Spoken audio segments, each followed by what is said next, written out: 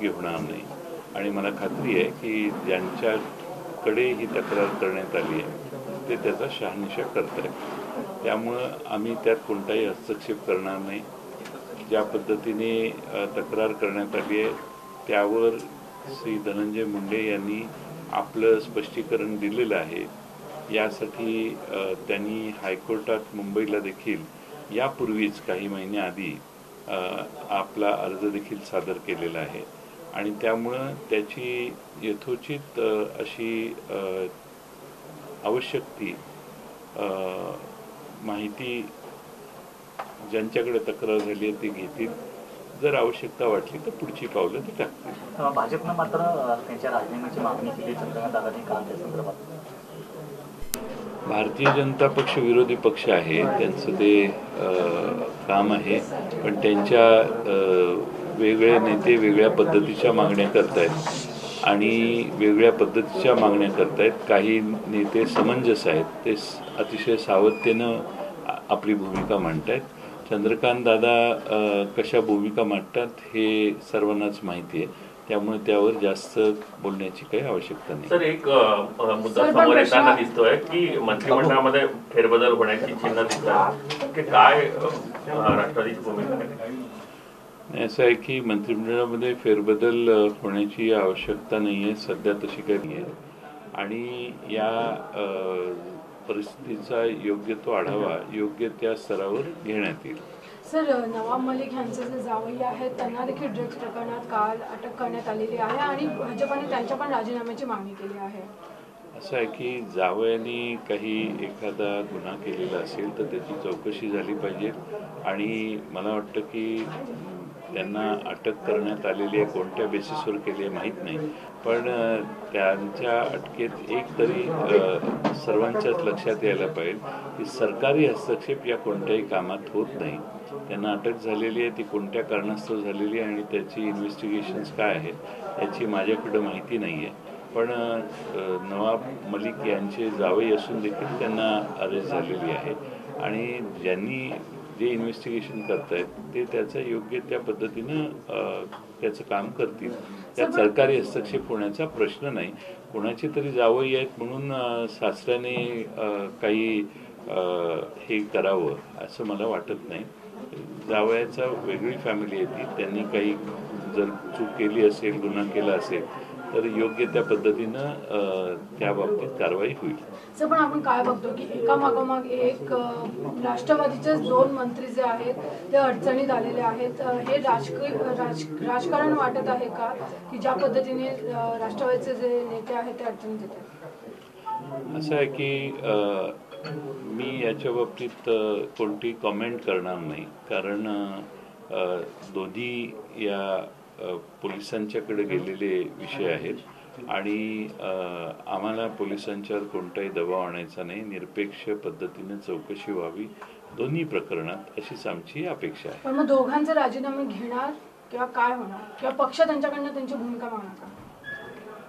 मला वाटतं की नवाब मलिक यांच्या बाबतीत जावयाने केलेली एखादी चूक असेल, केली आहे की नाही ते माहीत नाही, ते चौकशीच्या दरम्यान कळेल.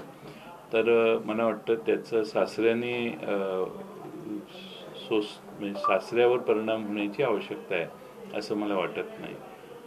सगळ्यात महत्त्वाचं म्हणजे धनंजय मुंडेंच्या बाबतीत मी आपणाला सांगितलेलं आहे की धनंजय मुंडेंच्या बाबतीत जो अर्ज त्या महिलेने केलेला आहे त्याची साधारणपणाने प्राथमिक माहिती घेऊन आवश्यक त्या गोष्टी होतील असं मला वाटतंय आणि त्या बाबतीत सरकार कोणताही या दोन्ही प्रकरणात हस्तक्षेप करत नाही, केलेला नाही, हेच यातून स्पष्ट होतं. पण केंद्र सरकार जे आहे, केंद्र सरकारच्या एजन्सीज आहे, एनसीबी असेल, ईडी असेल, कुठतरी महाविकास आघाडीचे जे नेते आहेत त्यांनाच टार्गेट करण्याचा प्रयत्न करतात किंवा त्यांच्या, कारण की संजय राऊत यांच्या पत्नीला नोटीस पाठवण्यात आली ईडीकडून, आता नवाबभाईंच्या जावयाला अशा पद्धतीने अडकवायचा प्रयत्न. तुम्हाला वाटतं अशा पद्धतीनं कुठतरी केंद्र सरकार दबावाचं राजकारण करतं? नाही, आता दिल्लीत बसलेलं केंद्र सरकार हे सतत आपल्या विरोधकांनाच नामोहरम करण्यासाठी या सर्व यंत्रणा वापरते हे भारत नाही जग जाहीर आहे आणि सर्वांनाच माहिती आहे. त्यामुळं अशा केलेल्या कारवाईंवर लोकही आता विश्वास ठेवत नाहीत. लोकांना त्यात काहीतरी काळबेर आहे आज देशातल्या जनतेलाही कळायला लागले. त्यामुळं आता ईडीने केलेली कारवाई किंवा इन्कम टॅक्सच्या झालेल्या धाडी या फक्त राजकीय अभिनिवेशातून होत आहेत आणि विरोधकांना त्रास देण्याचाच याच्यात प्रयत्न आहे असा त्याचा भाग आहे. आणि लोकांना सुदैवाने देशातल्याही कळायला लागले की दिल्लीचं मोदी सरकार हे अशा यंत्रणा या आपल्या विरोधकांना नामरण करण्यासाठी वापरते. पंकजा मुंडेंचा राष्ट्रवादी प्रवेश होण्याची चिन्ह दिसतात. असं पंकजा मुंडे राष्ट्रवादी देणार अशी देखील चर्चा खूप मोठ्या प्रमाणात राजकारणात रंगली आहे. तसं काही चर्चा आहे? नहीं, माझ्यापर्यंत अशी काही चर्चा नहीं है. पटेल साहब, सेना चीफ धनंजय मुंडे के ऊपर जिस तरह से एक सेक्सुअल हैरेसमेंट का आरोप लग रहा है, एक महिला ने लगाया, किस तरह पूरी घटना को देखते हैं और एनसीपी पार्टी किस तरह क्या कुछ? देखो, उन्होंने आरोप किया है, जहां जाके उन्होंने तकरार दर्ज की है वहां के लोग उसकी छानबीन करेंगे, के अनुसार उसके ऊपर वो निर्णय करेंगे, एक्शन लेंगे. और जहां तक धनंजय मुंडे जी का सवाल है, उन्होंने कोर्ट में पहले से ही ये ब्लैकमेलिंग का केस है और मुझे इसमें ब्लैकमेल किया जा रहा है, इसके बारे में उन्होंने अपना मत या अपनी अर्जी कोर्ट में रखी है, पेश की है. और इसीलिए मुझे लगता है कि इसके ऊपर मैं कमेंट नहीं कर रहा हूँ. धनंजय मुंडे जी जो कह रहे वो कह रहा हूँ, लेकिन इसमें जहाँ उन्होंने एप्लीकेशन दिया है वहाँ प्राइमा फेशिया कुछ चीज़ें है कि नहीं, इसके ऊपर मुझे लगता है वो एजेंसी अभ्यास करेगी और आवश्यकता अनुसार वो कार्रवाई करेगी. सर, बीजेपी जिस तरह से इस्तीफे की मांग कर रही है धनंजय मुंडे की, किस तरह देख रहे हो? क्या उनको इस्तीफा देना चाहिए? आप लोग मांग रहे हो? मुझे लगता है कि कोई ऐसे आरोप करे और इमीडिएटली दूसरे दिन इस्तीफा की मांग हो, ये गलत है. मुझे लगता है कि ऐसे आरोप हमारे एक युवक अध्यक्ष के ऊपर भी लगे थे, लेकिन हमें ऐसा सुनाई दिया है कि जो महिला आरोप कर रही थी उसके और हमारे वो युवा अध्यक्ष उनके कोई ताल्लुकात कभी संबंधी नहीं है, फिर भी आरोप हुए हैं और उनकी बदनामी करने की बहुत बड़ी कोशिश हो गई. अभी पुलिस उसके ऊपर इन्वेस्टिगेशन कर रहे हैं, इसलिए मैं उसके ऊपर कुछ कमेंट नहीं करूँगा.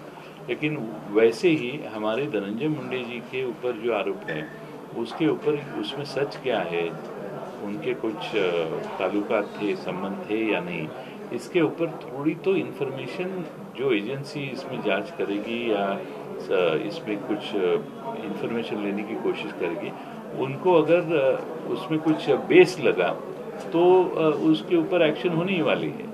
अगर वो बेसलेस है तो शायद उसमें एक्शन करने की कोई ज़रूरत नहीं है, क्योंकि ऐसे ये ब्लैकमेलिंग हो रहा है, ये धनंजय मुंडे ने प्राइवेट में नहीं कहा, पब्लिकली नहीं कहा, कोर्ट में जाके भी कहा है कि बार बार ये मुझे तकलीफ दे रही है. So do you feel there is a vendetta politics being employed by the center, considering so many arrests being made now, Sameer Khan, the son-in-law, as well as with what happened with the wife of Sanjay Raut as well? Yes, it is very unfortunate, but in India people by now know that all the central agencies are being used against the opponents in India. And in Maharashtra there have been these 2-3 cases where people know that there is nothing, but still government of India's agencies are after them. So I think whatever arrest has happened, we will say that let them investigate. We feel that the person come out innocently, his innocence will be proven. But he is son-in-law of Mr. Nawab Malik. So son-in-law has made any mistake or not, that is under investigation. They will find it about it. We have no objection to that. But it doesn't affect Mr. Nawab Malik because it is a different family. Sir, but opposition, the BJP has demanded for resignations of both Nawab Malik and Dhananjay Munde. What will be NCP's stand now? See, we want to take any decision based on facts. So since somebody is making allegation, somebody is arrested, we don't know whether it is a vendetta politics played by government of Indian central agencies or not. But it doesn't mean that immediately we should run after and we should start giving resignations. We will see. There is time will decide whether there is a mistake on anybody's part or not, and then based on that we will take appropriate decisions. Sir Sambhajinagar वादावरून महाविकास आघाडीत मतभेद नामांतरावरून तो काल देखील CM म्हणून tweet केलं की उस्मानाबाद धाराशिव असा शब्द वापरला. त्याला काँग्रेसचा देखील याला विरोध आहे. राष्ट्रवादीची काय भूमिका आहे? असं आहे की शिवसेनेची मतं पूर्वीपासून आहेत, त्यांची मतं पूर्वीपासून आहेत हे आम्हाला माहिती आहे. त्यामुळं आमची भूमिका, त्यांची भूमिका, काँग्रेसची भूमिका या ज्या त्या ठिकाणी आहेत. आम्ही सरकारमध्ये एकत्रित आलेलो आहे, ते कॉमन मिनिमम प्रोग्रामवर आलेलो आहे. त्यावेळी त्यात कोणी कुठलं नाव सोडायचं आणि कोणी कुठलं नाव धरायचं याच्यावर चर्चा झालेली नाही. ते ज्याचे त्याचे प्रोग्राम्स आहेत, ज्याचे त्याचे इश्यूज आहेत, जे त्यांनी पूर्वीपासून शिवसेना तर संभाजीनगर, धाराशिव हे गेले अनेक वर्ष त्या दोन्ही शहरांचा उल्लेख ते तसे करतायत. त्यात विशेष काय आहे? पण आता ते मुख्यमंत्री आहेत आणि अशा प्रकारे नाही, असं आहे की ते मुख्यमंत्री झाले म्हणजे त्यांनी त्यांची मतं सोडावीत आणि बदलावीत असा काही भाग नाही आहे. मुख्यमंत्री आहेत तसेच ते शिवसेना प्रमुख देखील आहेत. त्यामुळे त्यांनी त्यांची मतं मांडली आणि त्यांनी सरकार स्थापन केल्यावर त्यांनी त्यांची मतं सोडावीत असा काही आम्ही आग्रह कधी केलेला नाही. त्यांची मतं त्यांच्या जागी आहेत, ते त्यांची मतं मांडू शकतात. त्यांच्या मताला तुम्ही सहमत आहात का? सहमत कोण कोणाशी आहे या बाबतीत आपण जास्त संशोधन करावं असं मला वाटत नाही. सर, ज्या पद्धतीने आता जे आरोप झाले आहेत धनंजय मुंडेंवर, कारण ते सामाजिक न्याय मंत्री आहेत म्हणून इतका आरोप प्रत्यारोप सुरू आहे, तर ह्या प्रकरणी एक तर मुख्यमंत्र्यांबरोबर काही चर्चा होणार आहे का किंवा पक्षप्रमुखांनी आपली काही चर्चा होणार आहे? पक्षाच्या अंतर्गत परिस्थितीचा आढावा जरूर घेतला जाईल, पक्षाच्या अंतर्गत जरूर घेतला जाईल आणि आवश्यकता बसली तर मुख्यमंत्री महोदय पण या विषयात कन्सर्न असतील तर आहेत आणि त्यांच्याशी या बाबतीत फॅक्ट्सवर आधारित योग्य त्या भूमिका आम्ही घेऊ. पण त्या दोन्ही मंत्र्यांचे राजीनामे होणार नाही हे स्पष्ट आहे का? कारण भाजपा राजीनामा कोणीतरी आरोप केला म्हणून देणं ही बाब होणार नाही. पण या बाबतीत आम्ही पक्षस्तरावर योग्य तो विचार राजीनामा कोणीतरी एक महिला आरोप करते. धनंजय मुंडेंनी आपली भूमिका स्पष्ट केलेली आहे. असं असताना जर धनंजय मुंडेंना कोणीतरी जाणीवपूर्वक ब्लॅकमेल करत असेल आणि धनंजय मुंडेंचा त्यात काही दोष नसेल तर राजीनामा घेण्याचा त्यावेळी प्रश्न उद्भवणार नाही. त्यामुळं संबंधित एजन्सी जिथं त्यांनी तक्रार केलेली आहे त्यांच्याकडून त्याची सगळी माहिती घेतल्यानंतर योग्य ती भूमिका त्या एजन्सीज घेतील. त्यानंतर आम्ही योग्य ते विचार करू. Sir, you mentioned about vendetta politics from the center. Any countermeasures or preventive actions the Maharashtra government is going to take to avoid these vendetta politics being done?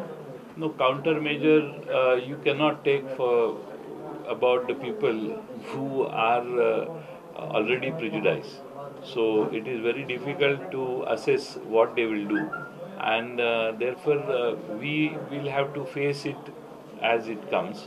But we are sure that whatever they are doing, people of Maharashtra have started understanding, started knowing about this vendetta politics, and people of Maharashtra will never accept it. 5 टॉपच्या बातम्यांचं सांगोपांग विश्लेषण, बातमीचा प्रत्येक कंगोरा, प्रत्येक पैलू निघेल तपासून, ठळक बातम्या बेधडक विश्लेषण, 8 PM स्पेशल रिपोर्ट रोज रात्री 8 वाजता. TV9 मराठी, काळजी तुमची, हित महाराष्ट्राचं.